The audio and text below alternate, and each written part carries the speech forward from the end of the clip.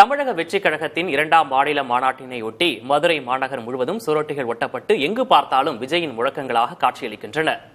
இது தொடர்பாக நமது செய்தியாளர் பிரசன்ன வெங்கடேஷ் களத்திலிருந்து அளிக்கும் தகவல்களை தற்போது பார்க்கலாம். வருகிற 21ஆம் தேதி மதுரையில் நடைபெறக்கூடிய தாவேகா மாநாட்டிற்காக ஆயத்த பணிகள் விறுவிறுப்பாக நடைபெற்று வரக்கூடிய சூழலில் மதுரை மாநகர பகுதியில் எங்கு திரும்பினாலும் விஜயுடைய முகம்தான் தெரிகிறது. அந்த வகையில் மதுரையில் நடைபெற உள்ள விஜய் மாநாட்டை முன்னிட்டு நகரம் முழுவதும் போஸ்டர்கள், சுவரொட்டிகள் வெகுவாக ஒட்டப்பட்டுள்ளன. விஜயின் புகைப்படங்கள் மற்றும் மாநாட்டின் அழைப்புச் செய்திகள் இடம்பெற்றுள்ள இப்போஸ்டர்கள் முக்கிய சாலைகள், சந்திப்புகள், பேருந்து நிலையம், ரயில் நிலையம், வணிக வளாகங்கள் போன்ற இடங்களில் பெருமளவில் ஒட்டப்பட்டுள்ளன. இவ்வாறு நகரம் முழுவதும் விஜயின் போஸ்டர்கள் தோன்றியதால் பொதுமக்கள் மற்றும் ரசிகர்கள் கவனம் ஈர்க்கப்பட்டுள்ளனர்.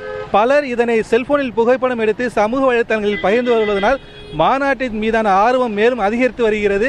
சில இடங்களில் போஸ்டர்களில் போட்டிகள் நிலவுகின்றன. விஜயை தொடர்ந்து திமுக தரப்பிலும் அவர் விஜய்க்கு கவுண்டர் கொடுப்பது போல் அவர்களும் போஸ்டர்களை ஒட்டு வரக்கூடிய சூழலை இங்கே பார்க்கலாம். மதுரை மாநகர் எப்போதுமே அரசியல் சார்ந்த ஒரு மாநகரமாக இருக்கிறது. இதில் குறிப்பாக முக்கிய பங்களிப்பு என்ன பார்த்தோம் என்றால் போஸ்டர்கள் தான். அந்த போஸ்டர் வகையில் தற்பொழுது மதுரை மாநகரம் முழுவதுமே விஜய் அவர்களுடைய முகம்தான் முழுமையாக தெரிகிறது.